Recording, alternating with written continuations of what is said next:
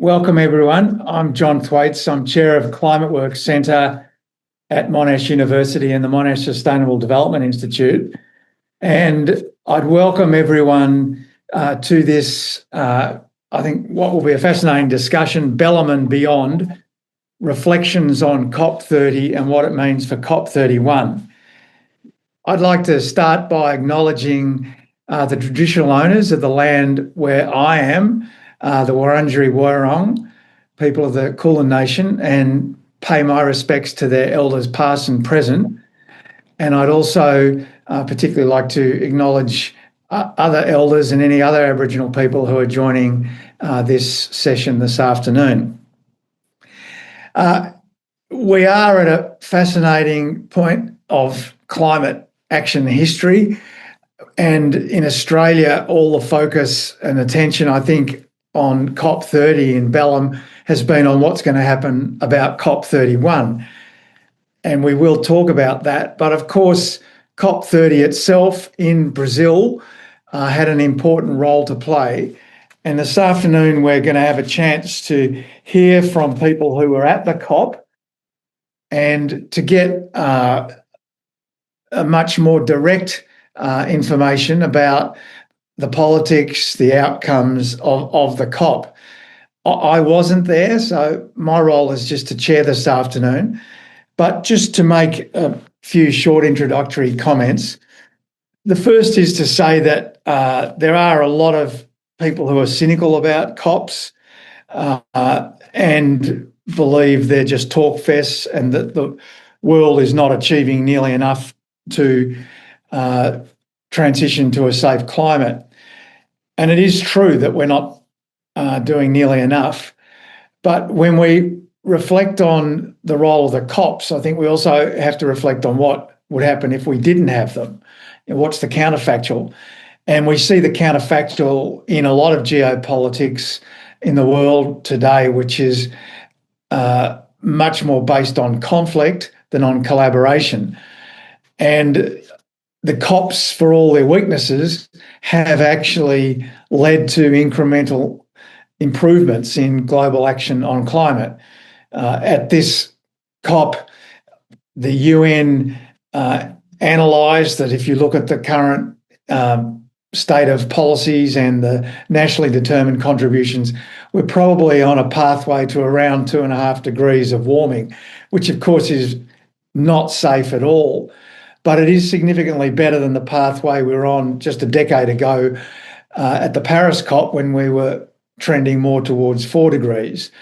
So I think these COPs need to be looked at in that light, that they're not doing as much as they need to, but they're doing a lot more than if we reverted to the sort of situation we're seeing in so many other areas of the world today where there's no collaboration at all.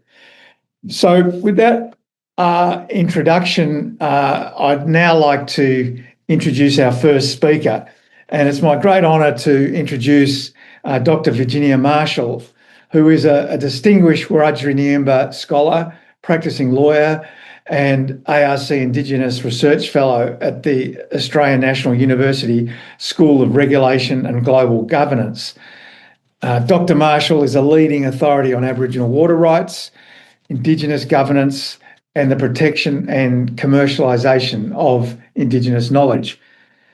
Her scholarship and advocacy have amplified Indigenous rights and knowledge as essential to global climate solutions. And just days ago, she returned from her 4th United Nations Climate Conference, where she mentored a group of First Nations and Pacific Island graduate students, ensuring that their voices are heard on the world stage. So please join me in welcoming Dr. Virginia Marshall.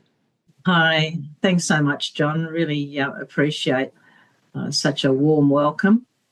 And it is good to be back home, and you forget how wonderful it is to have an opportunity, not only with ourselves coming and returning from COP30, but also the shared voices and to have an opportunity to discuss and remark on the issues and the voices that we heard at Belém are really critical. And also just to welcome our elders and also First Nations and Torres Strait Islander peoples and other Indigenous peoples that are joining in today. The whole experience, when we say, well, you know, what do we actually do at COP?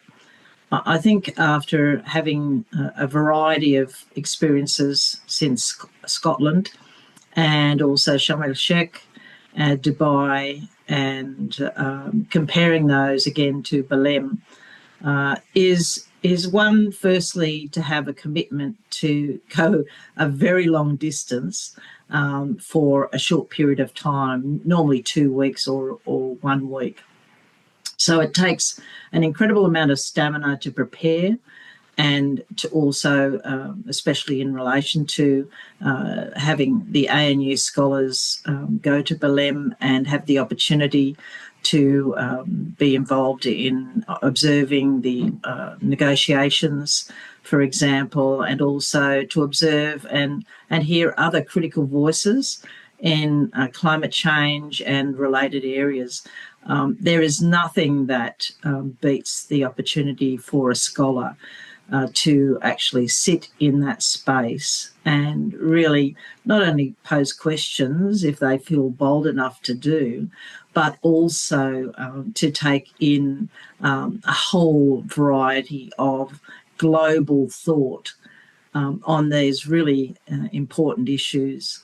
So I can't say enough for actually being there and experiencing these things, these issues, these discussions, these networks in person. So that's been incredible. And the word that I came back from COP in Scotland was overwhelming. And funny enough, our scholars say after being at COP, it is overwhelming. And it is, because there are just so many issues that are playing out. And I remember from Scotland, and this is really relevant to Belém, is that we were talking always about how we transition.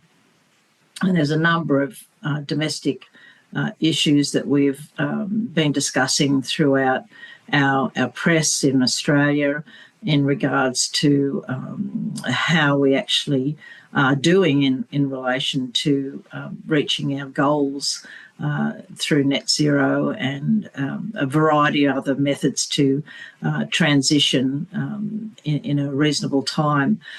But it is a challenge in a global decision-making forum to actually understand how we reach our goals on a consistent level. And I think that most of the voices that were really asking for change in Belém, many of the pavilions that I visited, and also many of the panels that I sat in to listen to, one were from women of all ages and locations across the globe. We're just saying that it's so important for us to realise that we are basing our understanding on what is happening in these global events with climate change that come to us through media of all sorts, is that we can't wait. We have to make an action, and we also have to live those changes practically in our own lives. And also for those who are in a lower income and also vulnerable communities, that they also need assistance to transition through these really difficult times.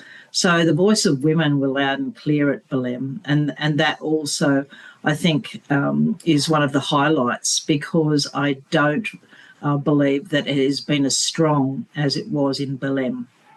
So that was a significant opportunity to hear from women across the globe. And the second one was, and this comes in a background of attending the UNICEF youth delegate before I left for COP. And that was really wonderful to talk with young people, and also really committed and diligent concerns to really make a difference, and also to have people understand the real information, the real evidence that we really know is not only existing in our world to really give us the best opportunities to adapt, and also for those other issues that are even more critical is the issue of mobility, where communities have to really work with so many variety of agencies to ensure that there are not only adaptation and mitigation taking place, but also where we see the rising sea levels across our world. So I think that voice of youth in those areas of discussion was incredibly satisfying. And also at COP, again, the voice of youth, and also the incredible outcomes that we've had, very positive outcomes in the International Court of Justice, to see that we've had so much passion, and also, really positive outcomes for those climate change issues to be deliberated by the court, and also have a significant outcome which says that, we're all responsible. And, Australia doesn't have the opportunity to opt out of its commitment. Paris Agreement is significant to achieving these aims on a practical level. It is what we do from day to day, how we change our habits, how we get essentially the truthful information, the right information, the evidence-based information, and that also includes Indigenous science. That's also critical, and we know that we're now in a very hot season, that those cultural fire practices are incredibly important. And we can see that there are so many opportunities for First Nations, and that was the other really enlightening opportunities for others to hear about, is what we're doing in Australia and how we're progressing. So I think that all in all, it really is a very, very important occasion to attend. We know that it's not like a flight to Melbourne and Brisbane, or Sydney to Melbourne. This is a really huge commitment, not only by institutions, but also from scholars and myself and other colleagues that do attend. It really is critical, not only to developing our scholarship and writing on these issues and being heard on these issues, but it's also important for youth. And we can't underestimate the passion and the knowledge and the opportunities that youth really want to play in this really critical area that we're experiencing, with heating events, with flooding, all of the other reports that we've been alerted to through the IPCC and beyond, is really that we have to change, and we have to be prepared to be responsible for our own turf and work collaboratively with other nations. And I think that Belém and the COP being held in Belém was a really valuable experience, but also I think that it was one where we felt that people were listening to us, and they were also just great opportunities to meet with kindred spirits. And so I think that all in all, it was successful. It certainly is a special experience that we really hold great value in, and we hope that you will come to have these experiences and participate as scholars and colleagues, and bring all of that back to Australia, and we can have really well-grounded and informed decisions, and also conversations that lead to change behaviour for all of us. Manangua. Thank you very much, Virginia. There's an opportunity for people to put questions in the Q&A. There are a couple of questions there, but please put any questions you've got there. Could I start by, Virginia, just asking you in the context of the focus in Australia on COP31, whether you had any reflections on the outcome of that and the role of Australia in COP31 and what you've learned from your participation at various COPs and what you'll take from that to Australia's involvement in COP31. Well, if I'm going to speak bluntly, I think most of us were very shocked that Australia and the bid wasn't successful in its entirety. And that was something that I guess most of us weren't prepared for. However, I think the most important thing is to understand that Turkey, in their own way, and every COP is very different and is handled differently, but under those rules of process. So no, there's no detriment in discussing these issues with other countries. In this example, where Australia and the Pacific and Turkey had these discussions.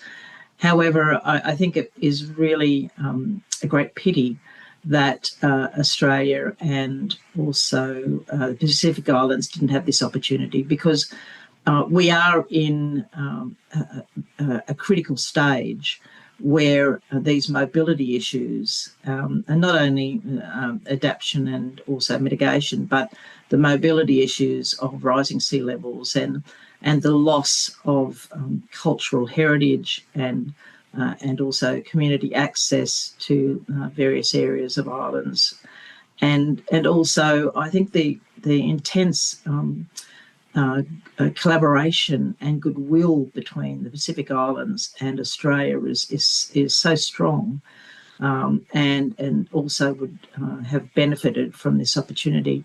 And of course, looking at the way it's actually now flowed to this position where it could be Australia and the Pacific Islands and Turkey with different responsibilities and decision making. I think we'll probably have to have more information on that, but it certainly is at the right time, at the right place to have had Australia and the Pacific Islands. And there's also much growth and really committed, generous, and also very diligent people behind the scenes that really were ready to have the opportunity to hold this COP. So I will always stay hopeful that there would be a future bid, and certainly would be attentive to what final discussions are going to be held, and the outcomes to those we'll all have to wait and see. Thanks. We've got a question here from Hugh Miller. Did Dr. Marshall and other delegates listen to the Indigenous Amazonians? I heard of them being excluded from the conference. Well, in the conference themselves, we did see and hear from people who were, from what we were told, were from the Amazon. There were a variety of people from that particular area, but there were people who were in the COP from the Amazon. So I haven't heard that others were not allowed in. There were protests that were being held inside the areas of COP, and that was from a whole range of issues, and also youth protests as well. And normally I would say that depending on the particular issue that were raised, I didn't see any issue that would have caused me concern. However, I do take on board if there were, I would be surprised. And what do you see as the opportunity for First Nations peoples in the process leading up to and at COP31? Well, I think when you're leading up to COP, if you were to put in a bid with Australia and certainly Pacific Islands and First Nations, Indigenous people, we have to actually be involved at the very first stages. That's an obvious one, considering we're the first Australians.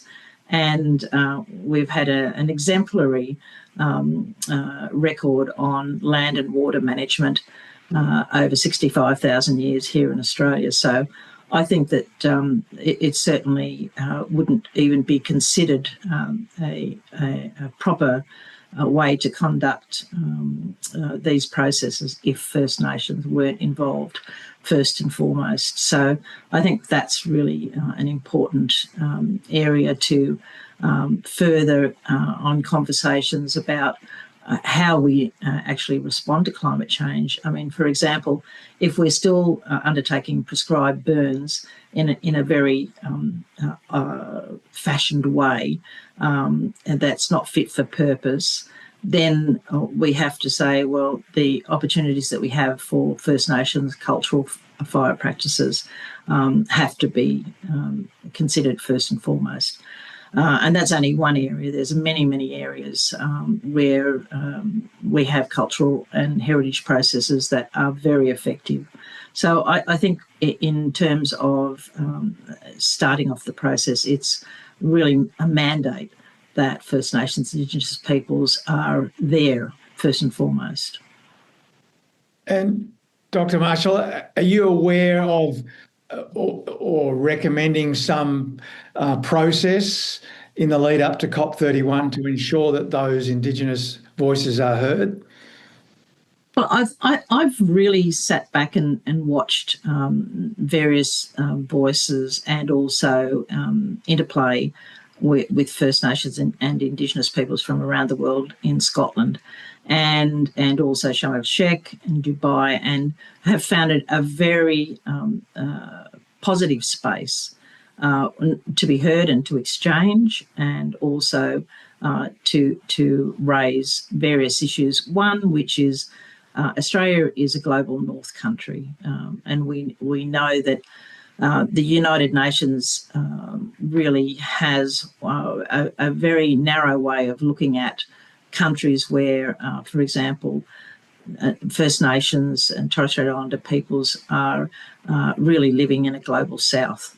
And I did hear that, from others, that it's very important to understand that we have a dichotomy in Australia.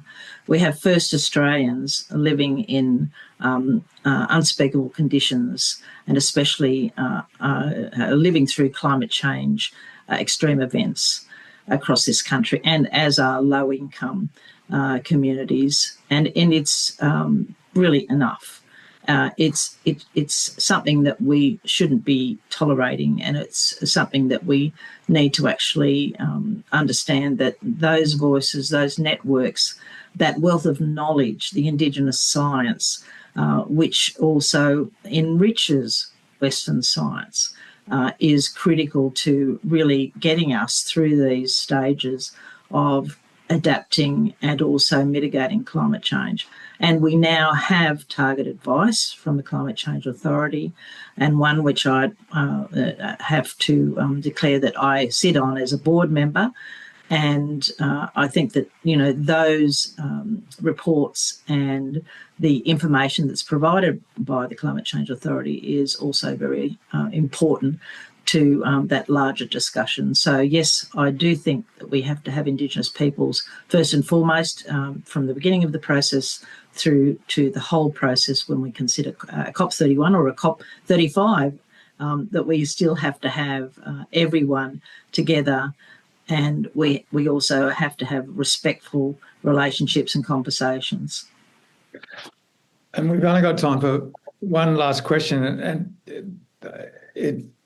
the answer will need to be reasonably brief. But while the experiences were undoubtedly rewarding, the various verdicts on the outcome of COP30, especially from the Pacific, label it as disappointing and weak.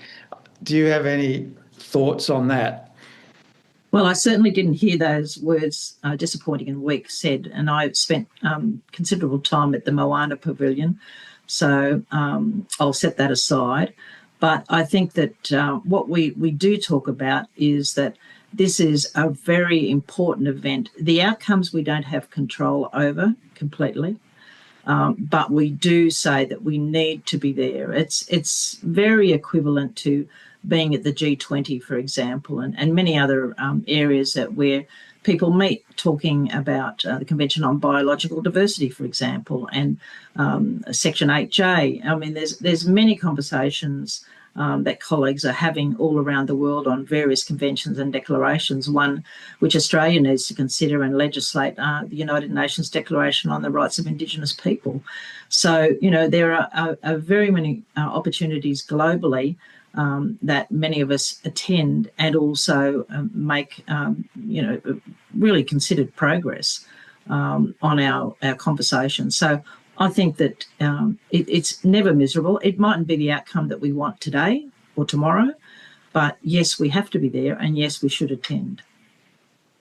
Well, thanks, Dr. Marshall. I'm afraid we've run out of time for this session, but it was wonderful to have the chance to hear from someone who was there on the ground, and I have to avoid saying at the coalface, but say your personal perspectives, I think, have been really, really interesting.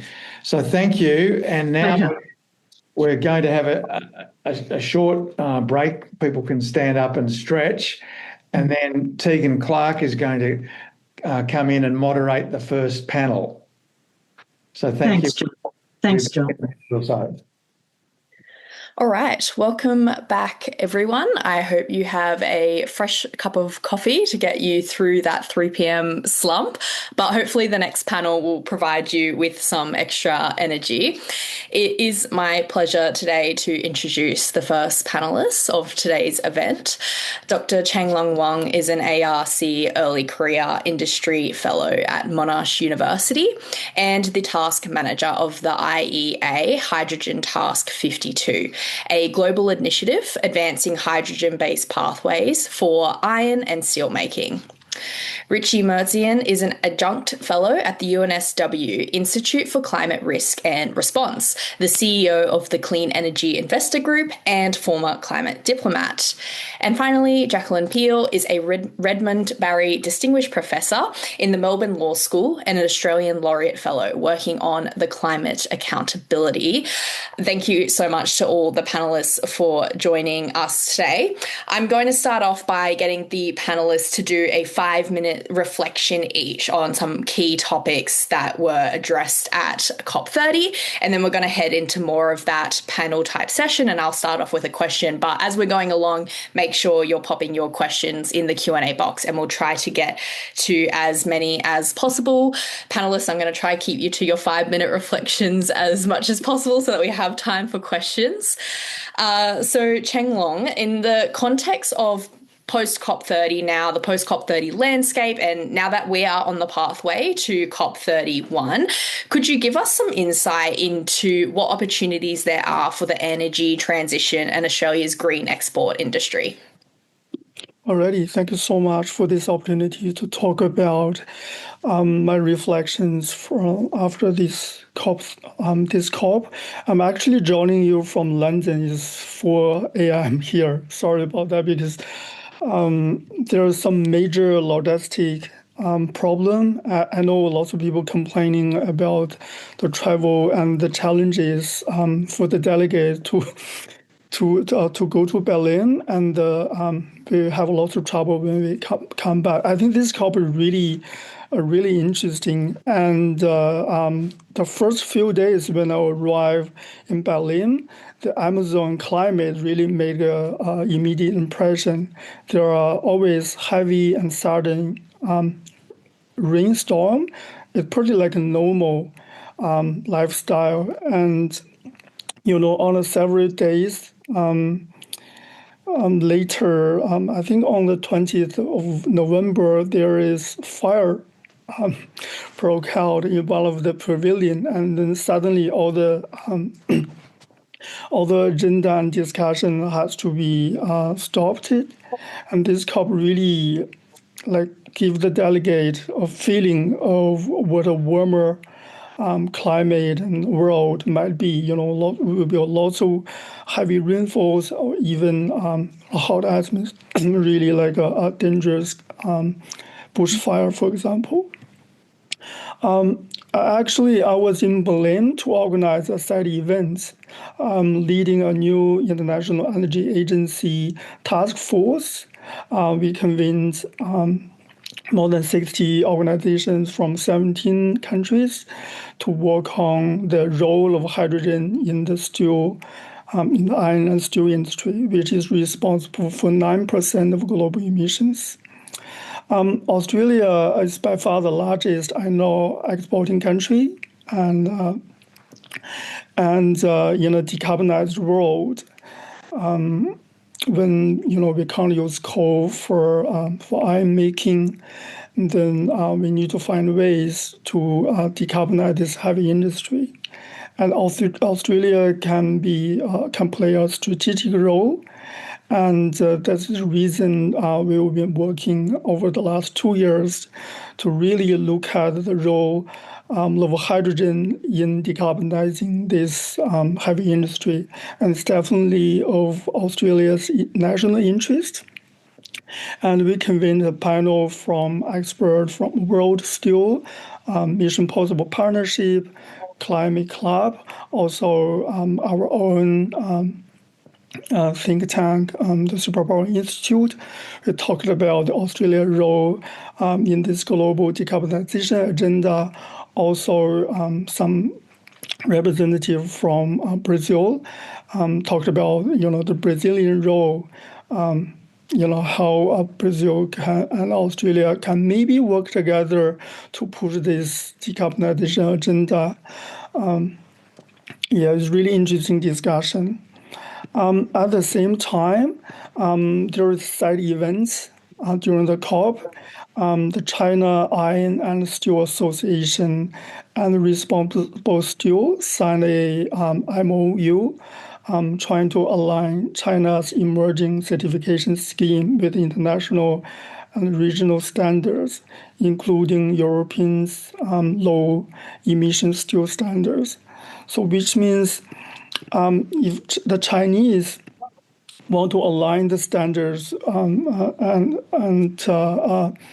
international standard to certify its steel production emissions, then it's really I think then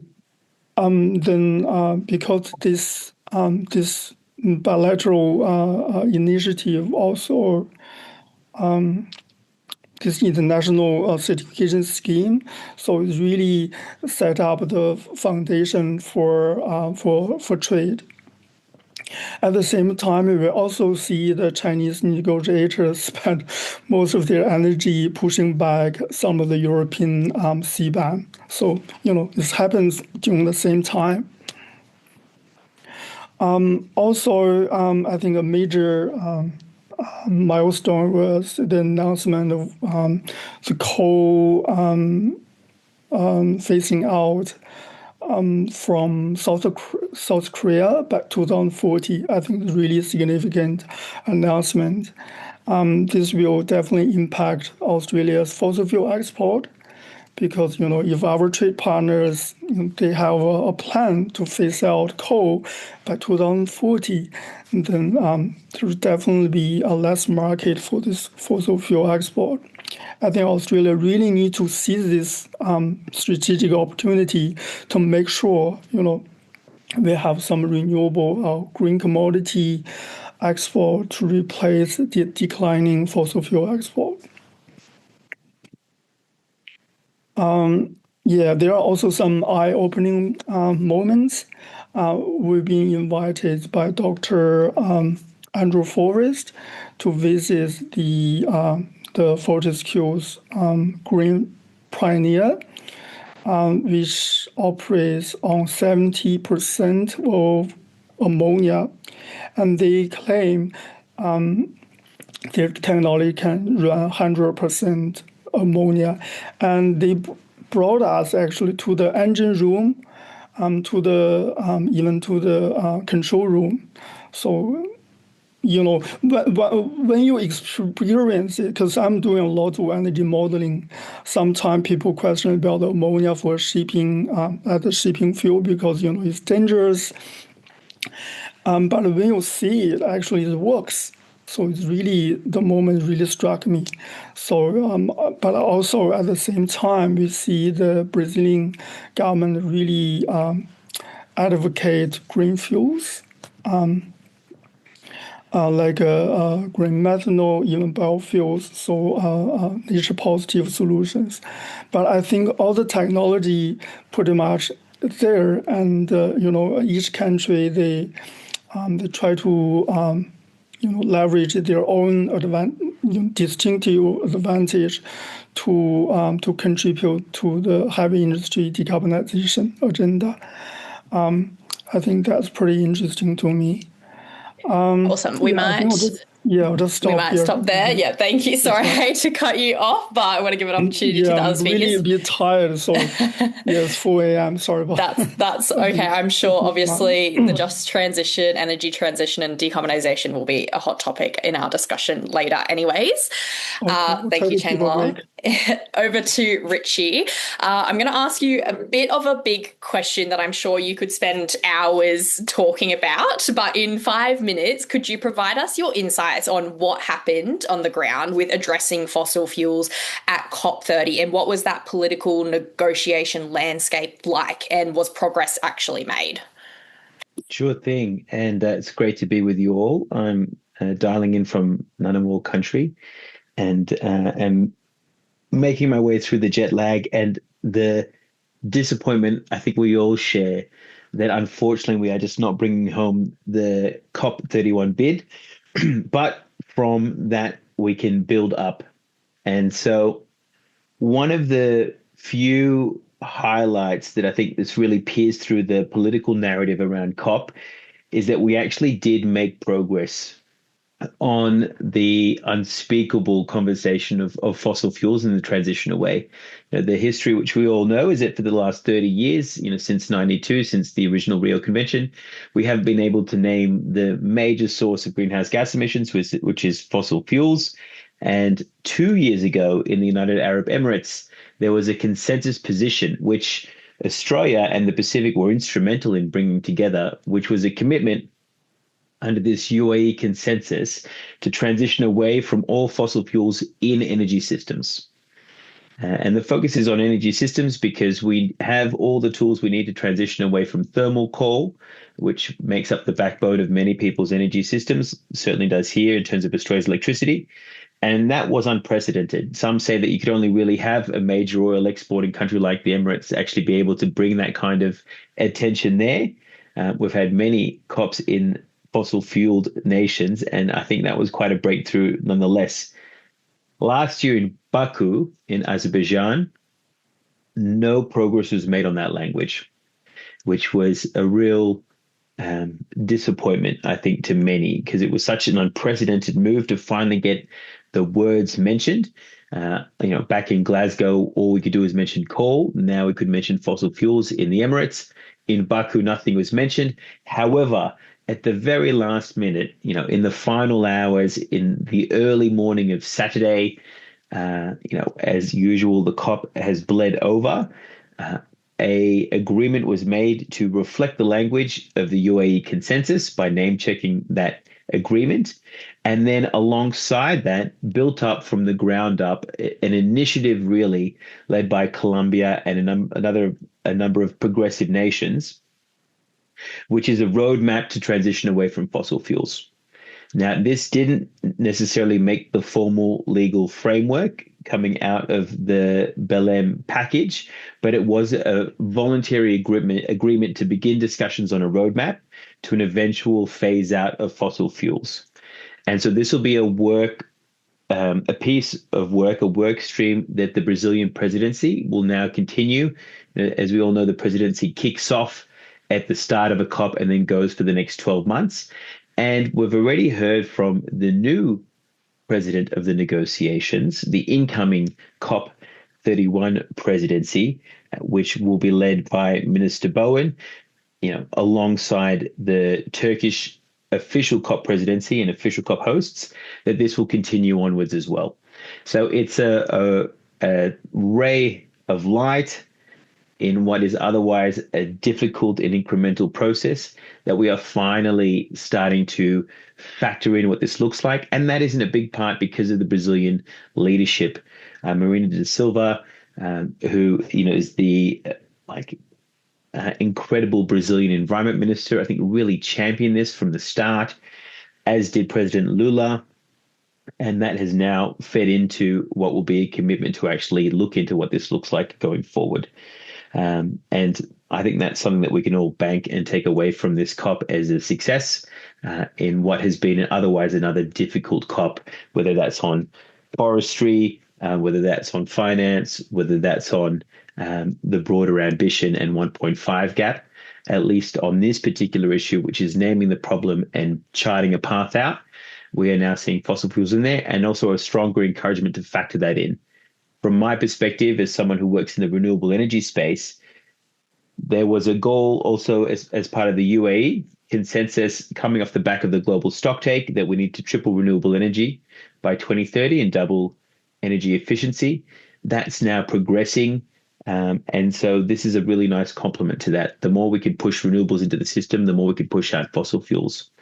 And so you're seeing both sort of a stronger focus on the solutions, but also a stronger recognition as well on the problem and the need to actually map a pathway out of that.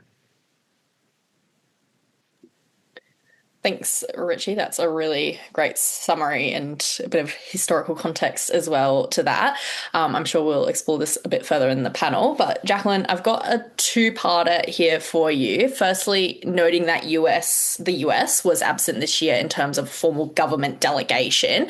How did that play into the dynamics of the negotiations? And secondly, could you provide us some insights into the achievements of COP30, including forest protection and the future of climate litigation? Yeah, sure, Tegan. So that's a range of different topics, but let me have a go in 5 minutes.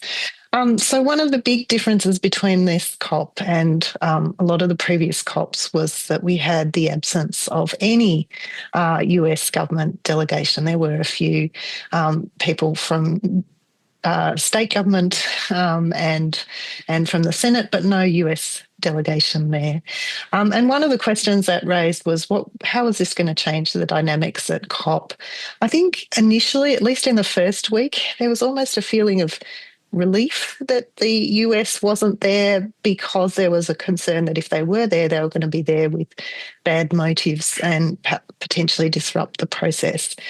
But as the COP went on, I think the fact that the US was not there and playing some of its traditional role really started to show in terms of who was going to fill the space of leadership and taking things forward that US has often had in the past.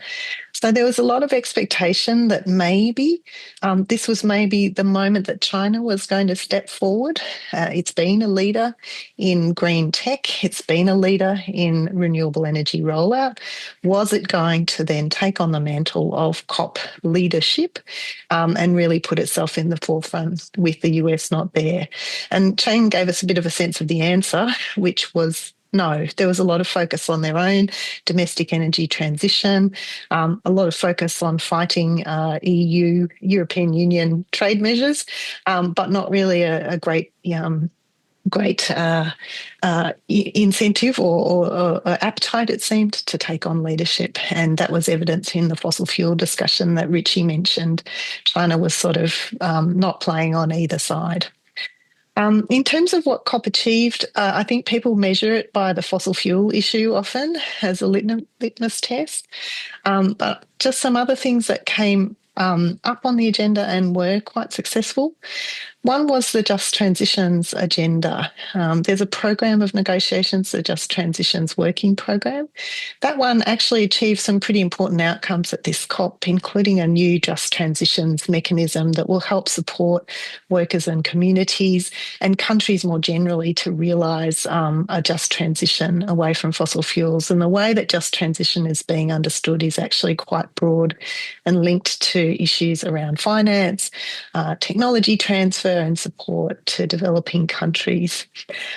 Forests didn't get a great run in this COP despite us being on the edge of the Amazon, but alongside the fossil fuel roadmap there was also a roadmap to try and end deforestation, which did gather quite a lot of support. So as Richie was mentioning with the fossil fuels, there's these parallel processes developing for those countries that are interested in taking forward these issues. And Brazil's own initiative for a tropical forest fund facility attracted pledges of 9.5 billion, which was quite a significant level of pledging for an initiative like that at COP.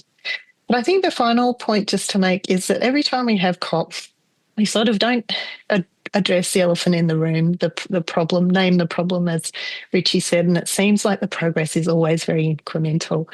And so people say, well, what are we doing this for? Can we do it better? Certainly, I think what we saw at this COP is that we are at a turning point in the international negotiations. The amount of things that countries are negotiating now on is constraining in scope. There's not a lot of stuff to be still negotiated. There's a hell of a lot to implement.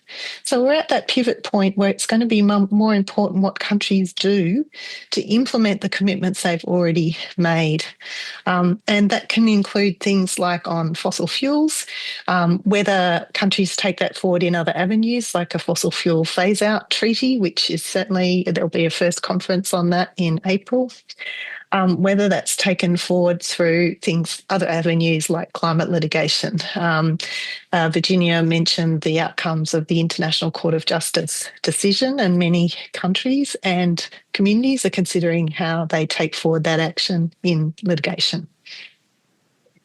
Amazing. Thank you. That was an excellent wrap up. And you kind of stole my first question that I was going to ask around the Just Transition Work Program, but we'll get into it anyways, because I think we can get some more thoughts on that from the rest of the panel. Just a reminder for everybody to pop in their questions into the Q&A box as well.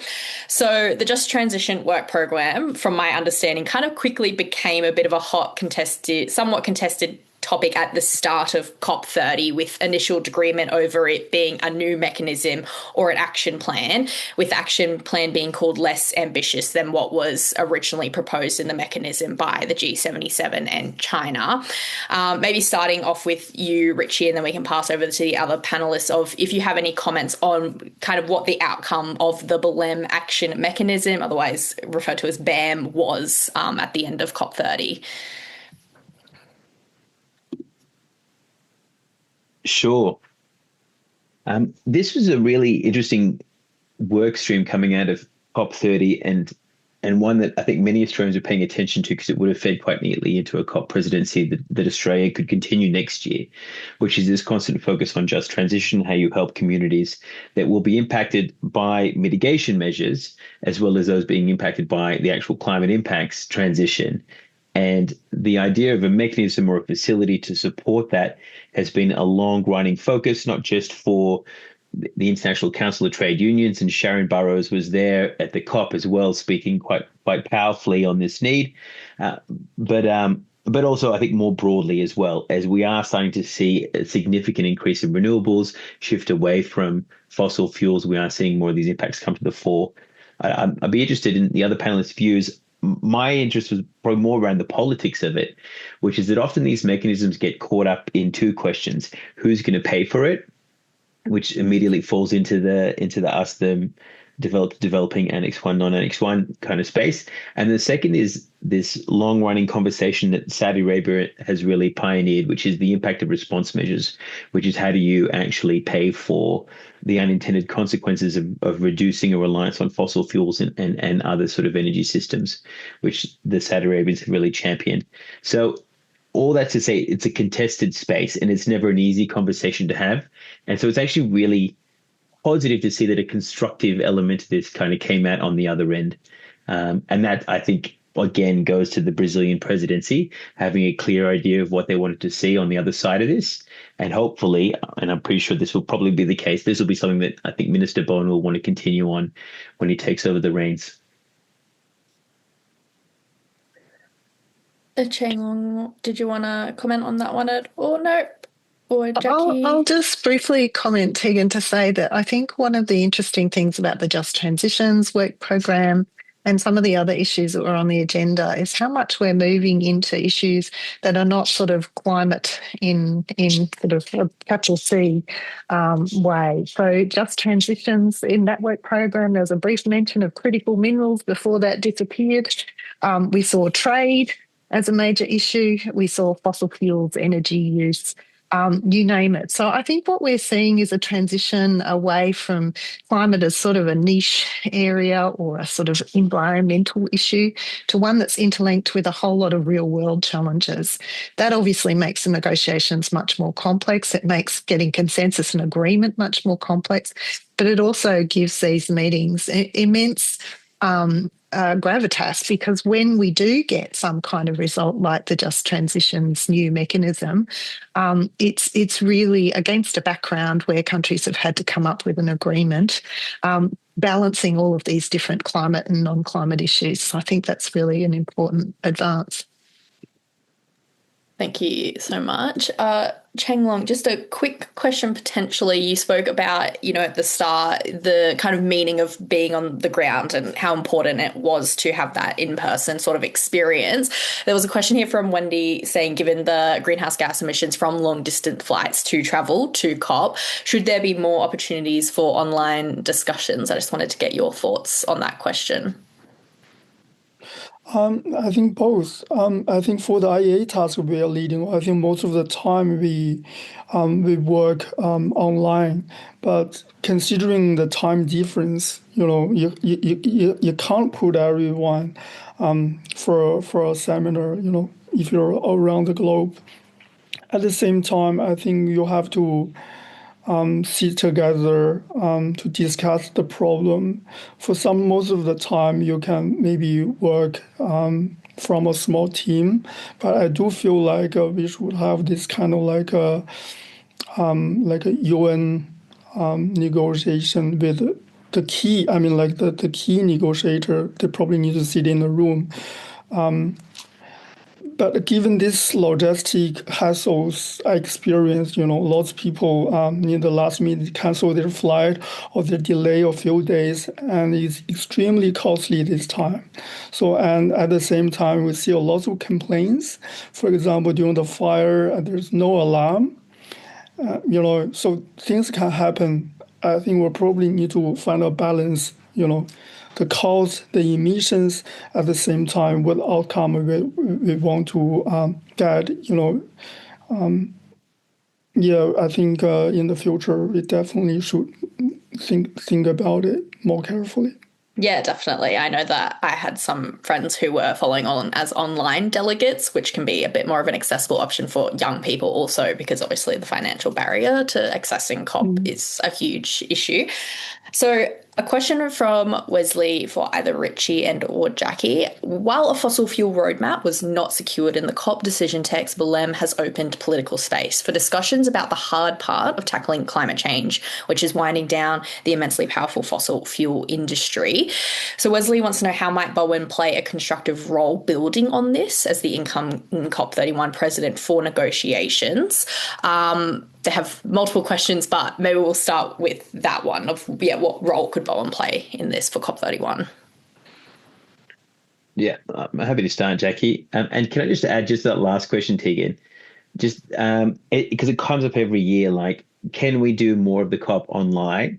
And my personal answer is no. We tried it during COVID and it was really hard and didn't really work that well. And because the interesting thing about these negotiations and diplomacy more broadly is it happens as much in the corridors as it does in the main room. And it's almost like, an exercise in human exhaustion to get everyone together and put them there and really not let them leave until we actually come up with the next wave of implementation and agreement. And so if you kind of do that from your desk, it just doesn't achieve the same kind of shared ambition. And so, like, as much as we've tried, I think there really is something to having everyone in the same place. On the fossil fuel roadmap, how could Minister Bowen keep this forward and kick it on? I mean, Minister Bowen, like some say, was instrumental in even that language around, phasing out fossil fuels in the energy system. Like, he's played a ministerial facilitation role at the last couple of COPs as well. He's built up that credibility, which is essential to be able to take diplomats with you on that journey. And also has the experience, being a very powerful member of Parliament from the New South Wales Right faction, which comes from a space where you often have a number of fossil fuel interests you must juggle. He's coming from a place where he's had to deal with this domestically. And so if ever there is a minister who is well armed in actually phasing and shifting this, and I think he'll do this in two ways. First is, like, what kind of mechanisms do we need to put in place to actually incentivize the clean energy we need? We're not on track to hit tripling renewable energy by 2030. And so in Australia, we had to develop the capacity investment scheme, which is how do we build the contracting that we need to ensure that we can get the long-term investment for the renewables that we want. And now we're building a new market altogether post 2027 on how we do that as well through this Nelson review. So he's been instrumental in actually building the local schemes to do that. And it's the same thing globally. We know that twice as much money is flowing to renewables as coal and fossil fuels, but it's still not enough to get us there. And so what kind of global mechanisms, what kind of instruments do countries need to consider to actually help them transition their energy system across the line? And I think there'll be a real practical element that it can bring to this that I think will be quite powerful.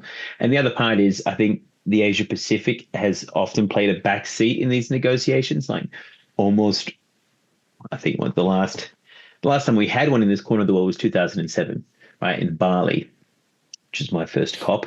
And the opportunity to focus on Asia is great because that's where the majority of the world's energy is consumed, majority of the world's emissions come from, the majority of the world's climate solutions are manufactured. And so having a stronger focus from the Asia Pacific, which is pioneering the solutions, but also is responsible, I think something like half of all the energy that we need to create to hit that tripling renewables, I think 47%, needs to come from Asia. And so having a strong Asia Pacific focus, I think, will be really quite powerful. Tegan, I'll just add to that obviously what we've got for the COP31 presidency is it's probably beyond what anyone imagined going into COP30. So a division of Labor with the Turkey as the formal host, but Australia having the role as presidency for the negotiations. We're still working out what exactly that means. But in terms of the fossil fuel issue, the COP30 outcomes do provide a number of hooks that give a mandate for both the incoming COP31 presidency in conjunction with the COP30 presidency to take forward some of the outcomes, in particular outcomes around implementation and accelerating implementation, which require the presidencies to look back at the outcomes from previous COPs, in particular from the Dubai COP, where we saw that transitioning away from fossil fuel language.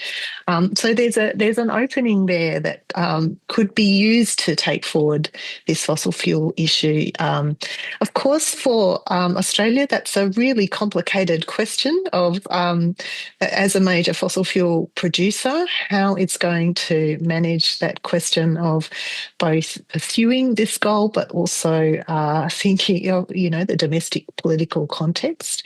And it's interesting in this regard that Australia was very late in signing on to the fossil fuel roadmap at COP30. It did seem almost that its good angels, i.e. the Pacific sitting on one shoulder, were very important in taking that decision. So I think there'll be a sort of the role of the Pacific in holding Australia to account, holding the COP31 presidency and Bowen's role in that to account will be really important in how much progress can be achieved on the fossil fuel issue next year.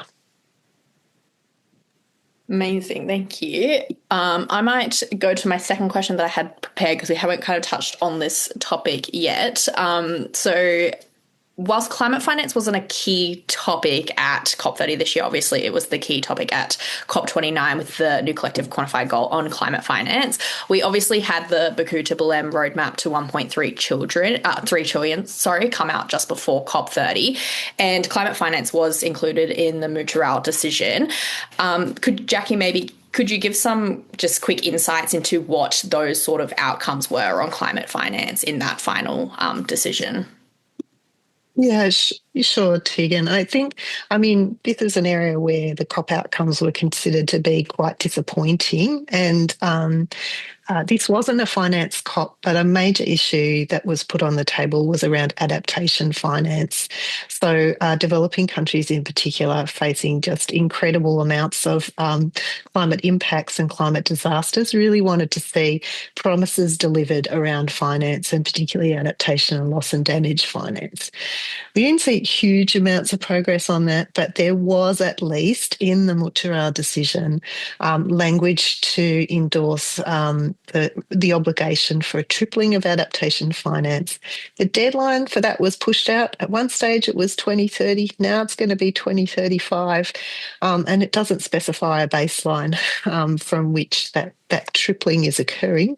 But the idea is that should be about 120 billion in finance mobilised each year by developed countries for developing country support. And that's really important because even though we've seen progress with the Baku to Belém roadmap on that 1.3 trillion goal, a lot of that is about leveraging private finance, which is much easier to do for mitigation outcomes where there's a sort of investment return, rather than for adaptation and loss and damage, which are essential to address, but not something that you can really get a lot of private funding into. So the outcomes were hard fought, and the language is a bit weak, but they are there in the final decision. Yeah, thank you. I think it's important to kind of keep climate finance sort of in the loop of the discussion. So good to have that sort of summary. Thanks, Jackie. A question from Michelle is, could the panel comment on the prospects for the fossil fuel gathering proposed for April next year? Does anybody have any initial thoughts on that? Richie, perhaps? Is that the meeting in Brazil? The one in Colombia, I think. Okay. No, I mean, no. I know that a major driving force for this has been the Fossil Fuel Non-Proliferation Treaty, which I think would probably be well known to many people here. There's actually a number of Australians involved, a number of Pacific Island countries that have signed on and really led the way. I think it's like maybe 13 or 14 countries that now have signed on to this, which is pretty amazing for a treaty as well, which is always a difficult process to begin with. And the whole point of that campaign and that organization is really to try and take all the learnings from the nuclear non-proliferation and see if you can apply it to fossil fuels, recognizing the need to shift away from it. So I know that there's a number of proponents there, and Colombia has really been the personification of that, that's leading that conversation, which is great because Colombia itself, is not like without fossil fuels itself. It is still reliant on and still benefiting from. And so it'll be really interesting to see how they want to take that forward. I don't have any more details than that, apart from the fact that it's exciting to see this area progress and progress quickly. I think there's also potentially going to be a further meeting in the Pacific after that, which will also be exciting. Probably Ralph from Vanuatu will want to put his hand up for that one, I'm guessing. Yeah, I think just on the Tegan, it was interesting that the Brazilian presidency, in the final hours of getting these decisions through, specifically referenced the fact that there would be these other efforts on fossil fuels going forward. That's kind of unusual for a COP presidency to be endorsing a process going on that's not the COP. And it does suggest that there's a sort of an attitude that we need to make progress on this issue, and where we make progress may not be necessarily needing to always be tied to the UN process. Yeah, that's amazing. I think this is the first sort of panel I've heard post a COP of where there's more hope being discussed by the panelists than usual. I remember after last year, there wasn't really positive reflections. Is that a reflection of like the president, like the Brazilian presidency and how they approached COP30? Or yeah, like what is different potentially about this COP to other COPs, or is there a difference? Any comments? Richie, maybe you've been since 2007, so not to all of them, but okay. a fair few. I think why this COP was special is because it had everything it needed to fail. And like I don't think we've ever been in a position where multilateralism really has been on the brink. And like it was a good thing that the Americans didn't come, right? It would have been worse if they had come and tried to wreck it, because it's a consensus-based process, right? It's baked into the system that it only takes one, strong, intransigent nation to really let it all fall over. And we've had more, like we had this issue with the CBD last year where the whole thing fell over towards the end as well, right? So it doesn't take much to tip this, and there's not too many multilateral processes that still have the same kind of attention and resourcing and mandate as the UNFCCC. And so I think that's why we're grasping at the wins here. If you take a step back, obviously we have a climate crisis. Is this going to be anywhere close to what we need? No. We had all the NDCs delivered. Are they anywhere close to 1.5? No. So like should we be hosting the COP next year in Adelaide? Definitely.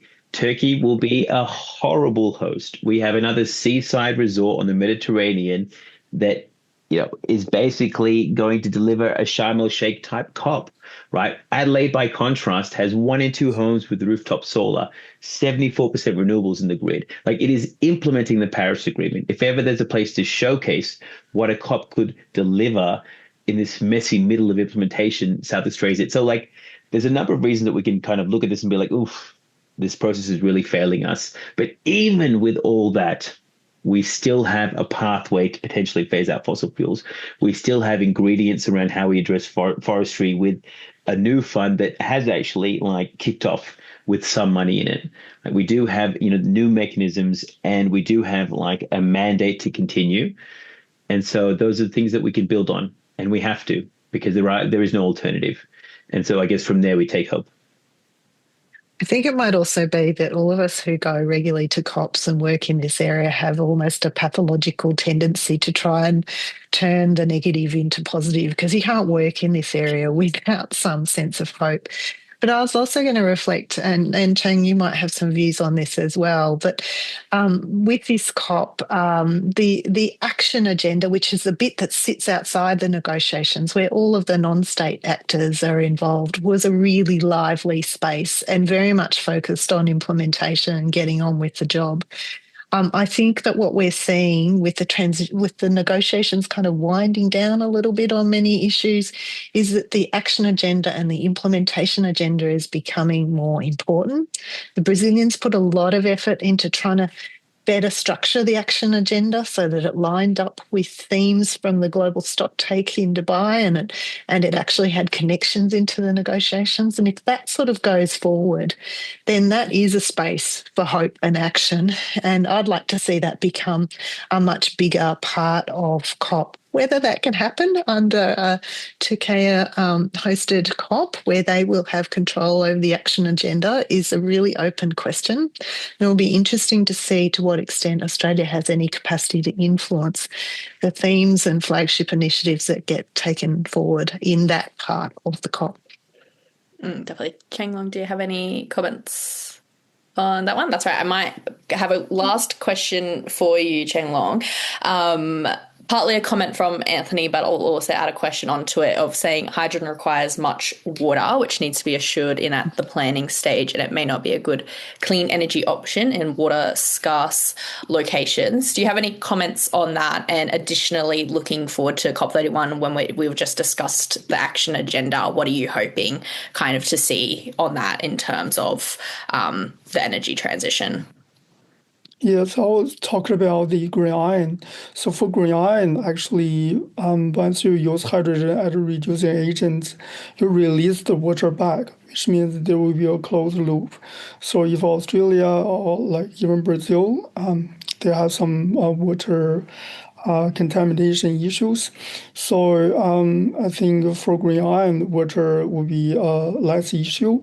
But if you're even for hydrogen production, or even use hydrogen for ammonia, the use of like pretty much for 1 kilogram of hydrogen, you need like 9 liters of water. That actually, if you compare the scale for water use in mining or even water cooling for like a coal generator, the water use for hydrogen is really minimal. So if you compare the scale with other water use in the current industry. So to me, as an energy modeler, when we do look at the water use for large-scale energy export, then we pretty much assume we're gonna use seawater and do desalination, and that will consume really small amount of electricity, but to make the water more sustainable. I think for a longer future, if Australia really aim for a really large scale hydrogen or ammonia liquid fuel export, I think seawater desalination would be the way to go. And did you have any comments on kind of looking forward to COP31 in terms of the energy transition? I think for COP31, I think as Australia, Minister Bowman will be the president for negotiation. I think pretty much like this green industry, this heavy industry, let's say, responsible, the steel industry responsible for 9% of global emissions. Even the shipping industry, aviation, they are the hard to decarbonize industry.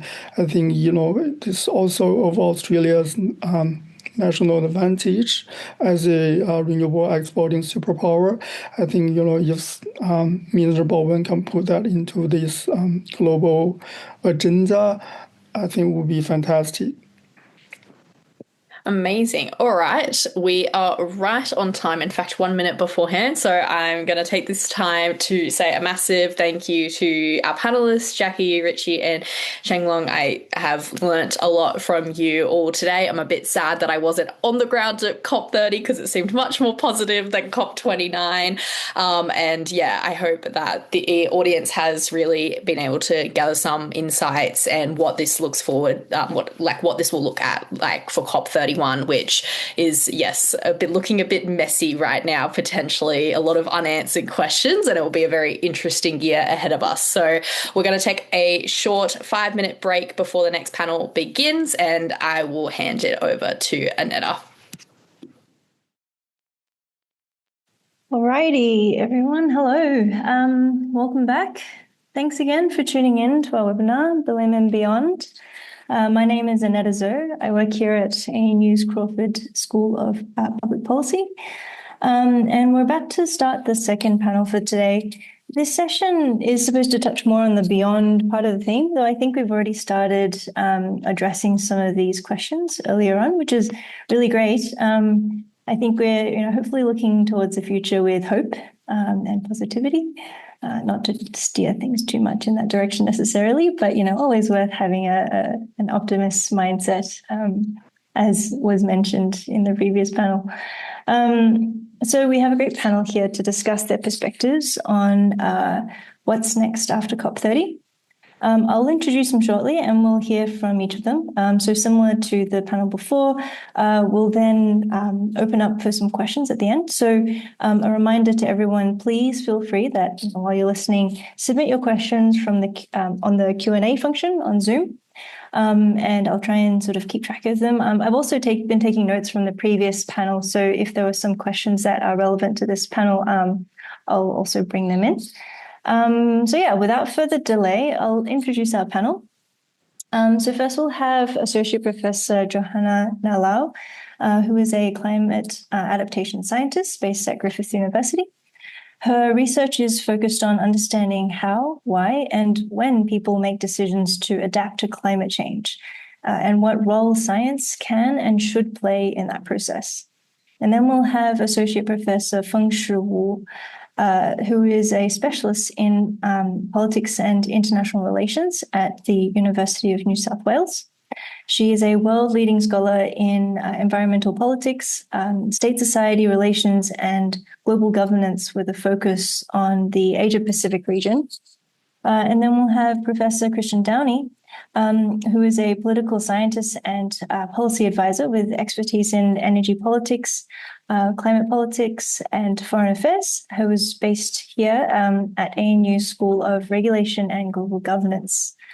So I'm just not going to delay and hand over to Johanna.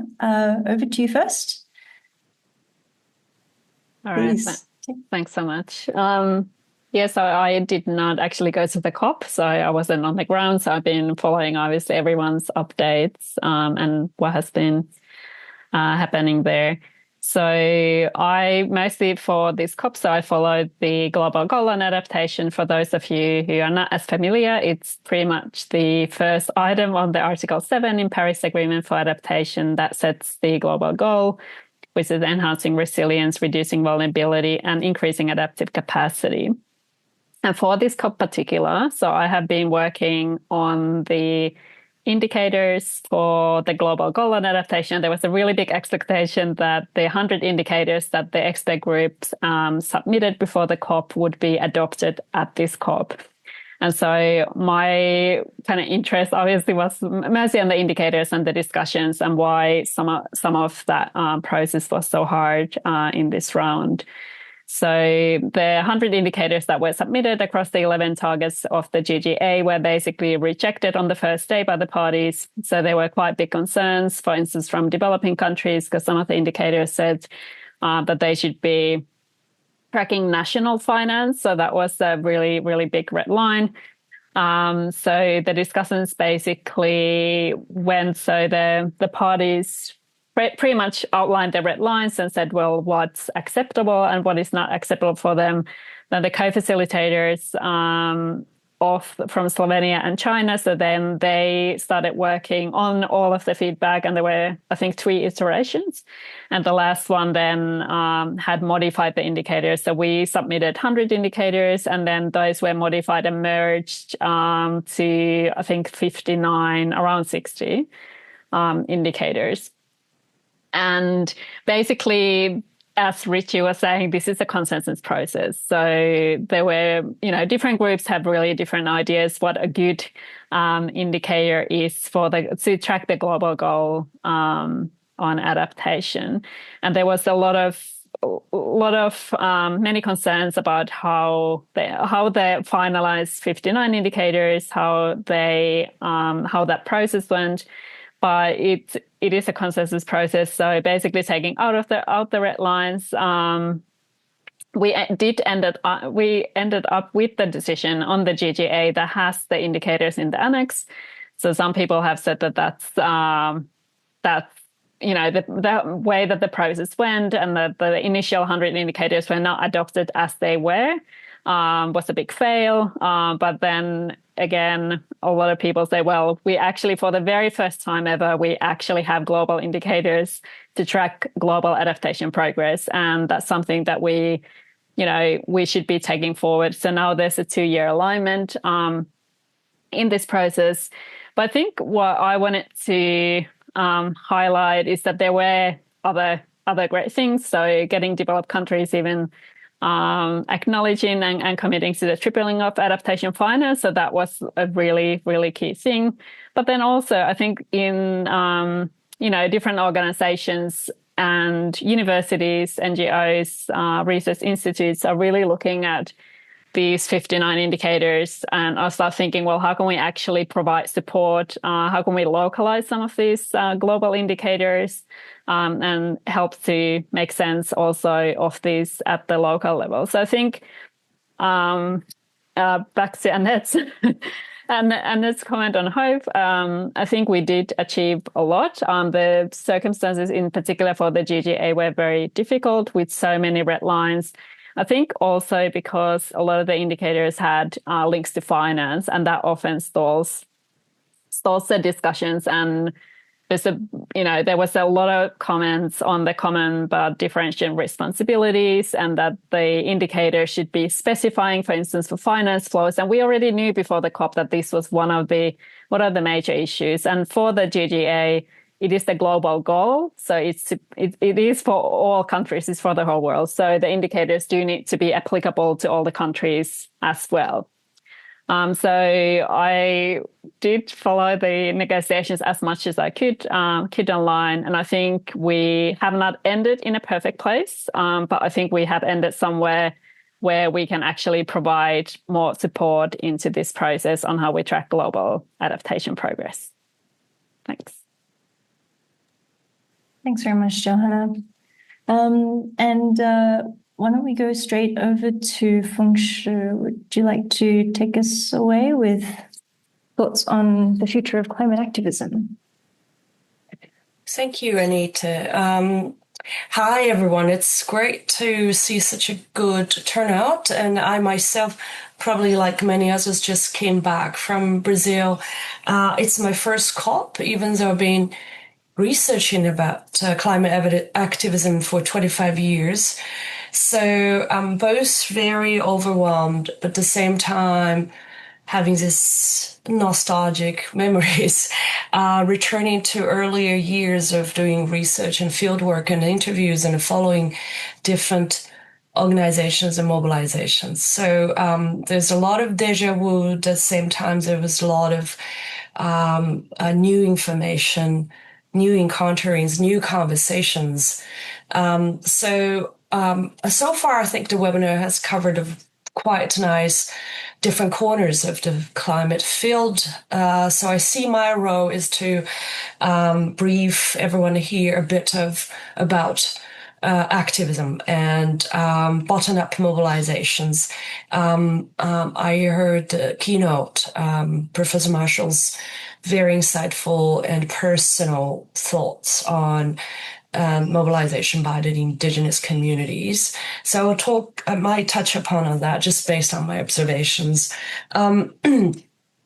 First point is that there was a lot of media curiosity and interest on what happened around, I think it was Tuesday night, the second day of COP, there was a confrontation organized by Indigenous representatives and against the security on site.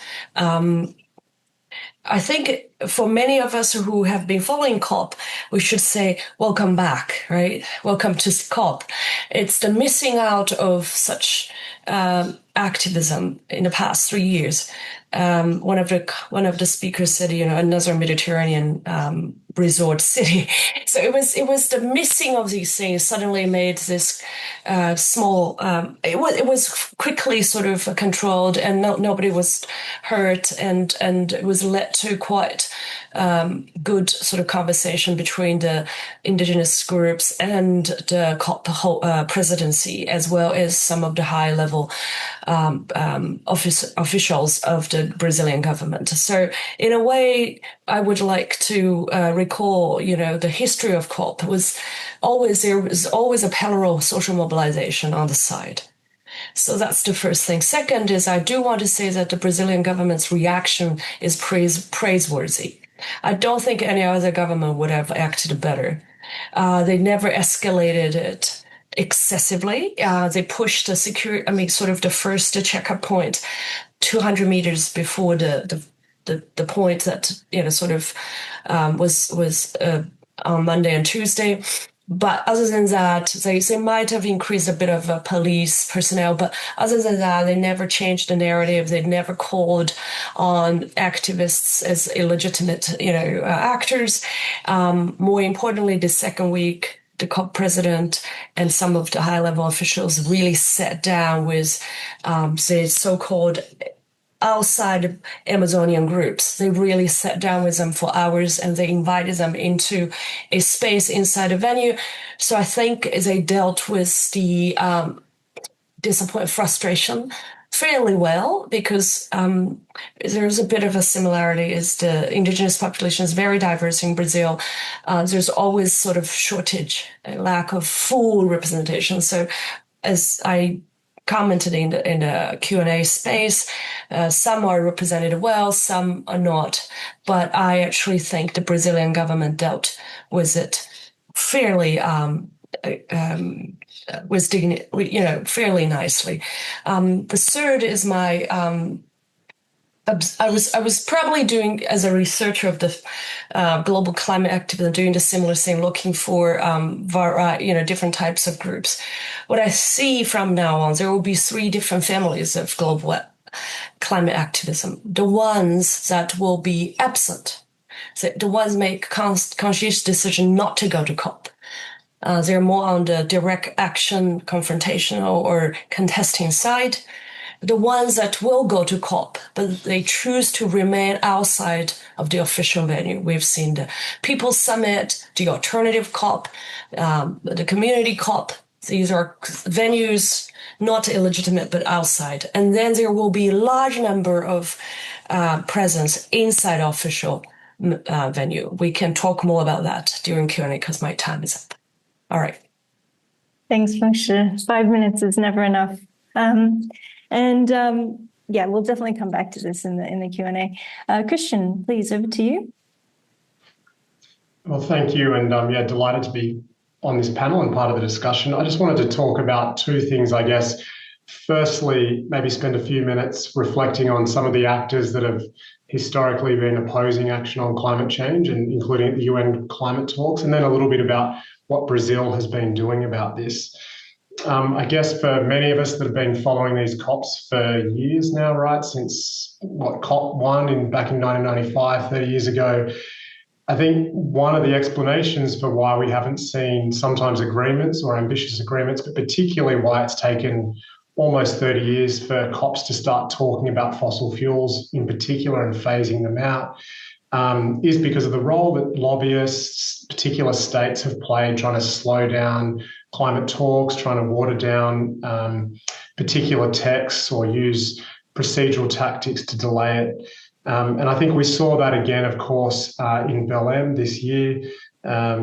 Many of you, I guess, will have seen the estimates of the number of fossil fuel lobbyists that were in Brazil. I think one NGO had it at 1,600 lobbyists representing oil, gas and coal industries. So if you take them as a combined block, that was larger than any national delegation aside from the host nation, Brazil. I think back in 2021 at Glasgow, it was 503. So certainly a large rise in the number of lobbyists that are attending these COPs and representing those industries.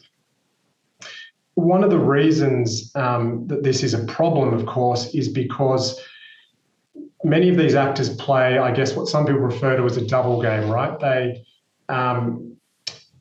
They'll go to the negotiations and use diplomatic strategies to obstruct progress. And at the same time, they'll be at home saying, look, we can't agree to an ambitious climate policy because, look, the countries of the world can't even agree to it themselves. So, they'll obstruct stuff at the international level and use that as leverage in domestic politics too. Of course, it's not just emissions-intensive industries and firms. It's not just oil firms or gas or so on, or the ExxonMobils of this world. We know, of course, that nation states have played this role too. The classic example is obviously Saudi Arabia, that has done this for many, many years. One of the world's largest oil producers. It's repeatedly worked to undermine text around the science of climate change, including the IPCC, but of course at the UNFCCC negotiations as well. And I think it was back in 2023 when it won the Climate Action Network gave it one of its Fossil of the Day awards for just blocking text across so many negotiation tracks. So I gather from media reports that Saudi Arabia played a similar role this time around, which is not unexpected. But the second point, I guess, the more encouraging point is that Brazil, perhaps for the first time, as far as I'm aware, in my knowledge of UN negotiations, started to take this problem head on. So some people might not have seen that Brazil this year launched what was called the Global Initiative for Information Integrity on Climate Change. And the aim of it was to foster, and I quote here, concrete solutions to address disinformation, and related tactics seeking to delay and derail climate action. So, yeah, I think this is the first time that lobbying and disinformation have been targeted this way. The UN has launched new guidelines asking participants to disclose who's funding their attendance there and asking them to sign a pledge to say that their objectives at the negotiation are consistent with the objectives of the Paris Agreement. Now, of course, there's some problems. The guidelines are voluntary. They don't cover lobbyists that are member of national delegations. But it's an encouraging sign that the UN is taking this perhaps more seriously than it has in the past, and an attempt to rebuild some trust and perhaps some information integrity in these negotiations.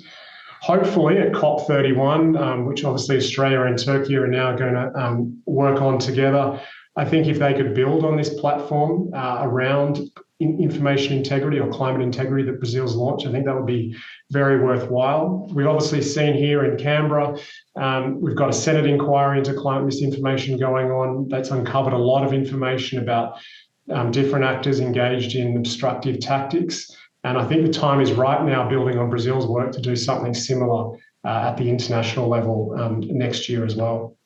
Thank you. Thanks very much, Christian. And everyone, also Johanna and Fengshi, really great reflections. I'll take a moment to just remind everyone that, feel free to post your Q&A, your questions into the Q&A function in Zoom, and we'll open up to a broader discussion, hopefully driven also by your questions as well. But as moderator, I'll get the privilege to start off with a question. And this one's just a somewhat of a general one. There has been some discussion already. There has been some discussion already about, what's coming up in COP31. And obviously, as Australians, we've been really wondering about, what is this arrangement for COP31 really going to look like, with Turkey being COP president and Minister Bowen being the president of negotiations. So then the question is, how do we make the most of this arrangement? And in addition to that, how can civil society contribute along this pathway to the next COP? Any thoughts? Who'd like to give it a go first? Johanna, how about you? All right, thanks. And apologies, I'll need to leave our Christmas concert after this, which I always miss because I'm at the COP.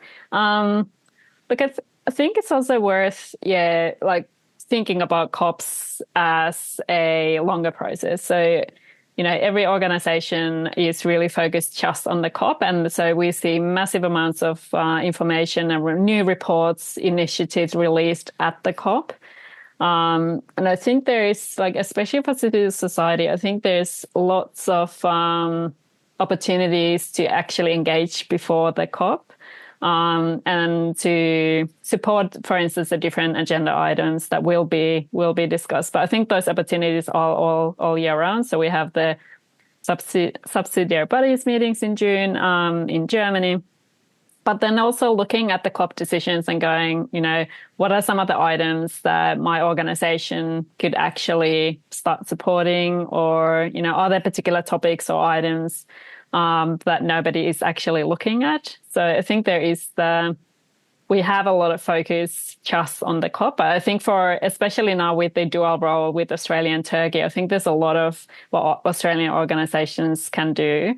And that has been, I think, one of the driving ideas behind this COP31 University Alliance as well, that we are bringing already different universities and organizations together across Australia so that we are in a position to actually provide some support when the dust has settled a bit and the bureaucrats have returned from Belém. Thanks. Thanks, Johanna. Fengshi, would you like to take a shot? Yes. Well, I speak more on the civil society side. I think clearly Turkey would be a less friendly space to maneuver, requires more field knowledge. But nevertheless, Turkey has a decent civil society, which has been transnationalized. There was a period of liberalization in the 2010s. It requires broader solidarity building, working with underground civil society groups who might not be traditionally sort of mainstream climate activist kind of groups, but who are open for climate activism activities. There is also mentioned that, and I myself observed, I was involved in a couple of panels organized and sponsored by the UN Human Rights Council. And this is the first, COP30 is the first time there's 2 day designated for just transition and human rights at the COP. I do see this is opening up sort of venue for civil society groups to build upon or leverage with. And at the meeting, I've met youth delegation leaders, ICC representatives. I've met leaders from Mexico and Colombia with a very strong track record of anti-mining, land rights protection record. So it's that this is what I meant is nostalgic to see those traditional environmental rights and very well skilled and has decent level of capacity kind of NGOs returning to climate field because of energy transition related critical mineral mining. So we will see more of these land rights centered NGOs and civil society actors returning to COP. And I do think that trend will only grow rather than reduce as the energy transition sort of narrative go on. Very nice, very hopeful. Christian, would you like to add your thoughts here? Yeah, sure. I guess, look, the one challenge is, given the really short runway or timeline we have now till COP31, I think trying to get new issues on the agenda that aren't already on the kind of internal agendas of the Turkish or Australian governments will be difficult. So I think, for the climate movement, it's clearly, if you haven't been already lobbying government and trying to get an issue onto their radar now, it's going to be very hard over the next 12 months. So I think the timing is going to make things difficult. I guess the other challenge is going to be, which parts of the system to pressure. It's often difficult enough when only one country is hosting it, but if you've got two and we're not sure which agencies are going to be the most powerful or influential and so forth. So thinking, which parts of the Turkish system and the Australian system will be the important players here, I think is also going to be a difficult question to answer. It'll become clearer as the months go ahead, but for those groups that are outside of government and trying to influence the process, it might take a little bit of time to figure out where the pressure points are and where the important players are across both systems. Yeah, very good. I've got this question here from Philip, sort of building on this particular question.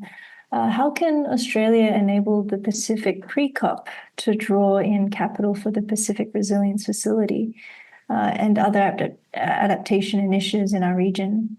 Do you have some thoughts on this one, Fengshi? I almost want to use the next question to answer it. Sure. But I think it was now we talk about Australia's bid, but I want to I think this audience probably don't even need to be reminded. It has always been a coal bid, right? It was always the first COP in the Oceania region. So I think these questions are very relevant.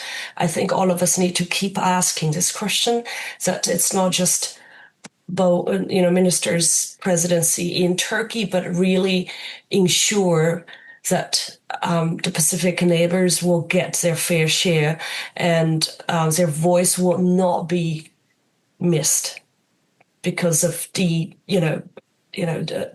sort of they lost a bit as well, in a sense. I think Australia should take up leadership. I was going to say there's so much news already mobilized, I was going to say, and utilize that to encourage more like-minded states, states that have already invested or see themselves could play a role in the Pacific. There are, other G7, G20 countries actually have long-term interests in the Pacific. Encourage all of them together to implement some of the promises to the Pacific nations. Thanks, Fengshi.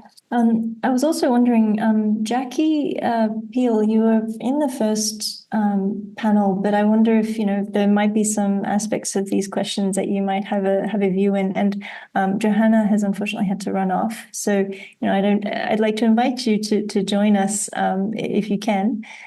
Did you have some thoughts to add to this? Yes, so thanks for having me back for the second panel. But just to say on that question about pre-COP and maximising the opportunities there. So pre-COP is traditionally a little bit of let's just say it, a nothing burger in terms of the COP process. It's a sort of low-level diplomatic event before the real event. So I think Australia's going to have to do some serious work to deliver on the promise to the Pacific that this can actually be a meaningful event that can also serve a function of both profiling what's going on in the Pacific, attracting world leaders, and really serving as a place for pledging towards the Pacific Resilience Facility, which is a Pacific-owned and led finance facility, so one that our Pacific neighbours are particularly interested in taking forward. So it's a big challenge, but it was a big promise that was made and it was prominently part of the agreement. So I think the Australians are now needing to deliver on that. But more generally on this question of looking towards COP31 and what we can all be doing to maximise the opportunity that's presented, even though, as we've said, it's a mixed kind of blessing. I think hosting a COP and delivering a successful COP is always a bit like doing a back-twisting double pike dive with some somersaulting. Doing it this way is adding another layer of difficulty. But I think there are 4 things that are really key. One, to Christian's point, is that I suspect there's going to be a lot of misinformation about COP, particularly in the Australian media. We're already seeing some of that. So I think it's really important there's a role for combating that misinformation and particularly raising public awareness around what COP is doing, what this opportunity is, why it's important. In that respect, I think the government and particularly the Department of Climate Change is going to require a lot of support to help, as Christian was saying, the runway is short. To get the initiatives that they might be thinking of off the ground and to make sure they're successful, evidence-based, well-supported. And finally, that I just think that it's important that the Australian government and all of us who are supporting hosting a successful COP31 are really ensuring that the Pacific interests do remain front and centre. That's going to be really difficult in another part of the world that doesn't have a strong connection to the Pacific. Its connection is more to Africa, which of course will host the next COP. So it's really important to think about ways that we can be profiling the Pacific voice, that we can be involving Pacific groups in our events that we're doing in the lead up to COP, and trying to emphasise some of the issues that are important to the Pacific. One of those may be oceans, for example, where there is some scope to even I think the Turkish presidency would also be interested in that. So those are some of the things I think that we need to be thinking about to maximise the opportunity. Thanks, Jackie. And yes, definitely, I think the government could really leverage this very supportive and keen community that we have here in Australia to do this. Fengshi. Yes, just to sort of follow up on the very last point, it's a good point that do not underestimate Turkey's political will. It's a very interesting country in a very interesting historical moment. I think we've observed Turkey's peculiar willingness and leadership in global diplomacy after 2022, the outbreak of invasion of Ukraine. And also in recent years, Turkey has becoming much more interested in partnering with EU countries to deal with plastics and recycling and waste management issues. It's not the best time in Turkey's modern political history in terms of state-society relations. As I said, still a very unfriendly government towards civil society.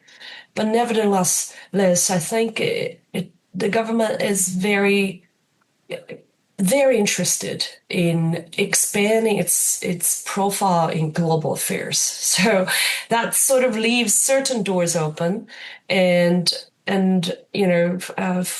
for this audience, people who are interested in climate action should really understand Turkey better and figure out the right partners to talk to and the right pain points to avoid, the right points to push in a way to leverage. And I mean, speaking very instrumentally, but the point is that Turkey is interested in playing a bigger role in global affairs. Yeah. Yeah, and they're in a very crucial location, given the moments.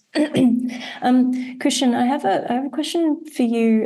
There was quite a lot of questions around fossil fuels in the Q&A before. Curious to, I don't know if you've caught any of those, but one in particular I thought I'd direct back to you.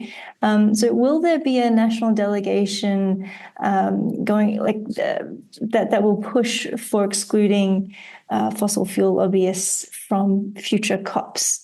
And various concerns, like also I think there was another question from Wes earlier. Can COP31 guide the next global stocktake that the next 2.0 considers fossil fuel measures? So I guess that's two questions here, but I guess looking at how those fossil fuel considerations evolve into the future, would you have any thoughts on that? Yeah, sure. Well, I guess let's start on the positive, right? The first thing is it's quite nice that we're actually talking about this. I mentioned the first COP was in Berlin in 1995, and it took us till, I think, 2023 until we started talking about fossil fuels at these negotiations. So it's great that we're having these discussions now at the UN talks. And I was somewhat surprised actually that Australia signed on to with the other 23 countries to phase out fossil fuel commitment, given that countries like France, Germany, I think the UK weren't signed on. So that was encouraging. But on this point of, I guess, improving transparency and accountability around the COPs and dealing with the number of fossil fuel lobbyists, that is going to be a challenge. I mean, on the one hand, you've got the positives of what Brazil has been doing. You've got these new UN guidelines about disclosing funding. Of course, as I mentioned in my opening remarks, these are voluntary, but they're a good step in the right direction. On the other hand, I don't know what you do about states that have kind of lobbyists as part of their national delegations. It's going to be very hard for the UN or anybody other than through kind of voluntary peer pressure to address that issue. That's been an issue for many, many, many years. And then, of course, you've got countries like Saudi Arabia, others who, ministries essentially are representing state-owned oil companies and so forth. So depending on how you define a lobbyist, but getting rid of, in the first instance, private or at least public companies and removing them from, the inside negotiation tracks, I think would help to boost transparency and accountability in the first instance. And any moves towards disclosure, I think, are important. But the second point of Brazil's initiative, it was called an information integrity initiative. And this picks up a little bit on what Jackie was saying, is dealing with the misinformation that spreads around about what these COPs are about, what they do. There's already, in part because of what's happening in the US right now, just growing public distrust about any UN institution, and the climate negotiations aren't removed from that. So anything that the COP and the UNFCCC Secretariat can do to try and maintain trust and integrity around these negotiations, I think, is going to be vitally important so that what comes out of these talks has some legitimacy back in the domestic publics. Thanks, Christian. Jackie, would you like to weigh in on that issue as well? With this question of how fossil fuels might be taken forward at COP31, is that the issue? There's this question about the next COP potentially, essentially bringing the fossil fuel measures back in a little bit more prominently. Yeah, look, I think this has been the ambition for every COP since Dubai, and abject failure to do so at COP last year in Baku, Azerbaijan, a little bit of progress in Brazil, not language in the text, but the fossil fuel roadmap sort of going on the outside. I think it'll be a heavy lift, really, to get incredible forward movement at COP31 on this, given this dual presidency role. One of the things about the agreement or the modalities that Turkey and Australia have agreed around the COP31 presidency is that they're sort of saying Chris Bowen, as president of the negotiations, is holding the pen, but it will ultimately be the Turkish presidency that is gaveling. So what happens when they disagree? And there's quite a possibility that if there's a big push on ambition, if there's a big push on fossil fuels, that this may be something that really generates disagreements between them. The only indication we have from the modalities is that they are to engage in consultations. That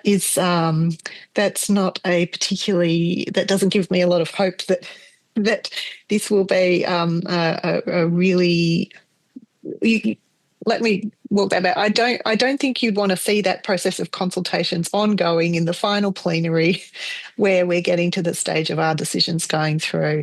So I think there's going to be need to be quite a lot of coordination and outreach from the Australian government to the Turkish government, from Chris Bowen's ministry to whoever's going to lead the COP in Turkey, to try and agree on the agenda and the issues that will be on the agenda and some outcomes they might want to get in the first instance, because otherwise I think the first victim of that would probably be language around taking forward any kind of fossil fuel roadmap, transitioning away from fossil fuel language. And so that's, I think, going to be a really important part of the preparations for COP to make it a success on some of these key issues. Thanks, Jackie. And linking that back into climate activism, Fengshi, I wanted to ask you a question about, do you have some thoughts on how might climate activism evolve to stay effective, given, fossil fuel lobbying is so strong? And for example, should activism efforts be more focused on, pushing governments for making strong pledges in the short term, or focusing more on the greater ambition into the long term? Do you have any thoughts on things like that? I have some observations to share. It was very interesting. Within 24 hours after I arrived at COP, I heard one thing 3 times by different pavilion people or different groups or speakers, is the top 7 solar panel producers now produce more energy than the top 7 oil companies. I had to really confirm with this, but then you keep hearing it. I think very interesting. As I said, there are 3 categories of activism. The first one is more on pushing the envelope, really calling for political imaginations, calling for radical, drastic, but, important reflection. The middle ground is more for, grievances and representations. But there's a third category, which is more policy advocacy. These are groups mixed with a lot of experts, or academics or policy specialists. That these people have special knowledge, special skills, on-the-ground information. They are advocating, or their activism is based on evidence, based on better solutions. And I do see that there are now more venues for this certain type of activism, to not just say fossil fuel and oil is problematic, but to offer that, there are other things, cheaper, better, more efficient. Why not? And less harmful to communities. That's a major area that traditional environmental activists have been doing very well, is to point out the social and the human costs of lots of traditional energy sources, and to offer that new energy sources or better way of energy management is not just cheaper, is not just a market solution, but this is less harmful. And I think this is, you can hear it more being echoed around. And I would really highlight that if I get to recommend to the advocacy community, I think, this is a field could be productive. Very good. Thanks, Fengshi. I wanted to also turn to a different, space now also around, and I guess we touched on this briefly a little bit throughout the couple of panels today, but this question of the legitimacy of the COP process, I think that's been facing increasing scrutiny. And Christian, you mentioned this, we've now got this very difficult global context with misinformation and I guess increasing maybe apathy around these processes. And so do you have some thoughts on what are the opportunities for COP reform or aspects that could be reformed to strengthen its impact? And how can the Australian leadership role in COP31 help that potentially? Christian, would you like to take a stab at that? Yeah, sure. Maybe I can kind of answer it indirectly, because I don't want to repeat myself on the Brazil. I think the transparency, accountability stuff's important. But, one other thing that we haven't touched on in this panel is, through an action agenda, for example, putting aside the fact that you have so little time now, you could think about what climate politics and scholars talk about as climate clubs, smaller groupings, smaller coalitions around particular issues. I think for Australia, something around, say, green trade or green steel, getting a group of countries, a small grouping of countries around particular issues. Maybe it's around an issue like oceans for the Pacific. These types of things that are run in parallel somewhat to the UN, to the UNFCCC proper negotiations, I think is one area where, as COP president, you are able to convene via the action agenda. So for me, that's one avenue where I think Australia, this is the trick, right? Can they agree to it with Turkey? It's hard enough to agree to it within one system to get all your government departments on board. Now you've got to do it across two systems. But if they can come up with, 2 or 3 common areas and build some coalitions of the willing, if you like, these can be building blocks for future action, for future momentum. They can also be things that fall apart and we never hear about them again. This is something that happens very frequently at COPs, but now and again you can find common ground. And particularly, I think, where there's opportunities. So phasing out fossil fuels is going to be difficult politically to get that in the text. But on the opportunity side, Fengshi was mentioning, about solar manufacturers. But you think about all these renewable technology opportunities. Australia's got a great story to tell there. Green steel is one story. We could be exporting green iron to the world to help countries like Japan, China, Korea reduce carbon pollution from their steel industries. But we can think of many other examples. So I would be advocating for thinking about these, climate clubs might be too strong a word at this, or too strong a phrase at this point in time, but what groupings of countries can we get together on particular issues that will help to reduce emissions and might provide a building block for something more substantive in the UNFCCC negotiations in the years to come. Thanks, Christian. Yeah, Jackie, please. Yeah, I was just going to say I agree with Christian on that, and I think there are real opportunities it will need to be a really small number of initiatives, but the green trade one is one I think that could interest both, have a narrative that sits in Australia and has a narrative that sits in Turkey. And also potentially picks up some major Asia Pacific players, including China, which would have an interest in this kind of agenda. So that might be one. Oceans might be another. Adapting to climate change impacts may be another one as well, particularly as we look to an African COP for COP32. But I think there's also an element of staying out of the way of other things that are developing their own kind of momentum separately from the COP. We mentioned before the fossil fuel phase-out treaty that the Brazilian presidency referenced during the final parts of the COP negotiations in Brazil.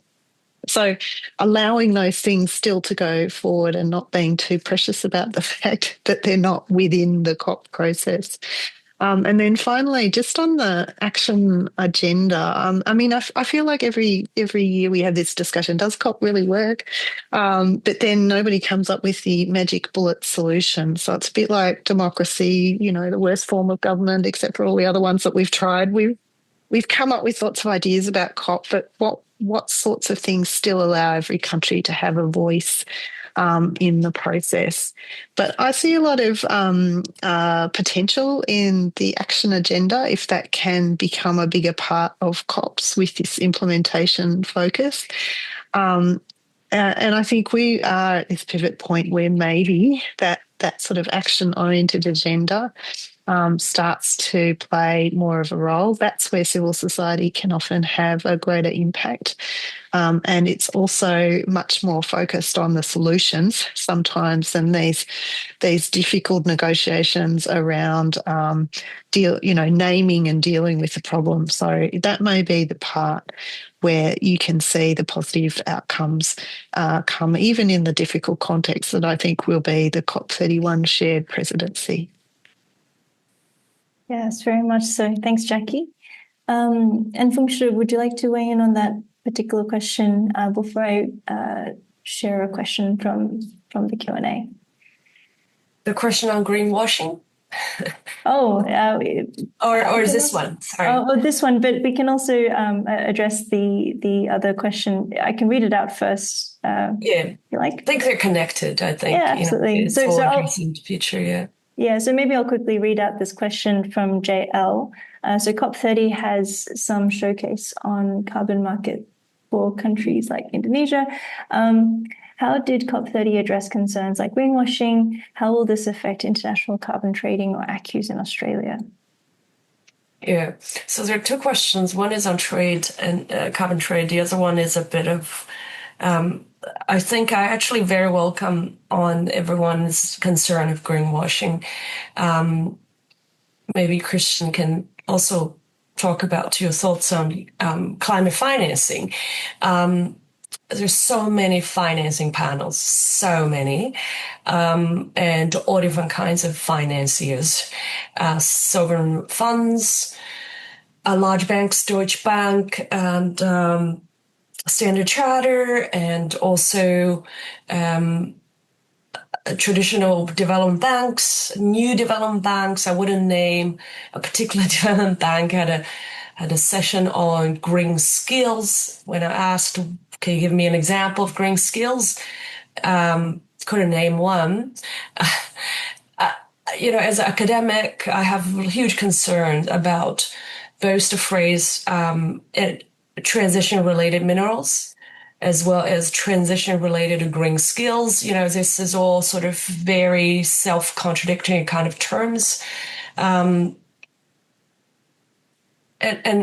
I think this is where civil society can play a role. I remember 20 years ago, WWF had a so-called golden standards of carbon sink or carbon sequences, so we probably also need to start thinking of good practices of green trade, or also scrutinize, investigate a bit of the, sustainability security nexus, why we name certain partners as more sustainable suppliers, but not the others. So there's a lot more politics going on in this field. And I wouldn't be surprised that there will be a lot of greenwashing for a variety of reasons, actually, not just for fossil fuel purposes or sneak in certain things, but also political security reasons as well. Thanks, Fengshi.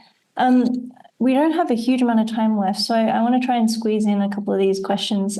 There's one from Michelle that's popped up a couple of times. So were fossil fuel subsidies discussed? Nice and straightforward question. Who would like to take a stab at answering the question? Jackie? Short answer, no. It's difficult enough to get a discussion around fossil fuels. There was a lot of discussion on trade issues, and there will be a new climate trade dialogue that will be going forward as one of the outcomes from COP30. That's where we may begin to see some discussion around issues around fossil fuel subsidies.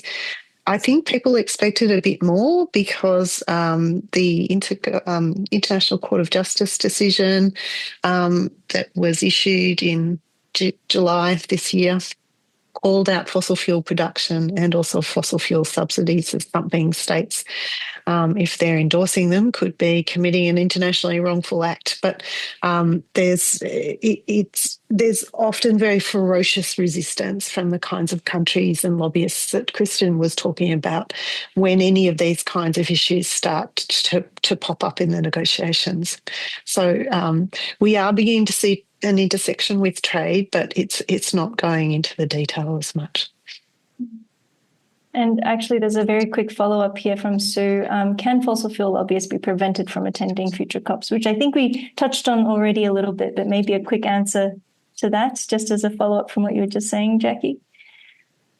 Look, Kristen might be best placed to answer some of this. I'll just say quickly, it's the issue with fossil fuel lobbyists on national delegations that's the really hard one to unpack because they're almost invisible in terms of the data that's compiled on who's going.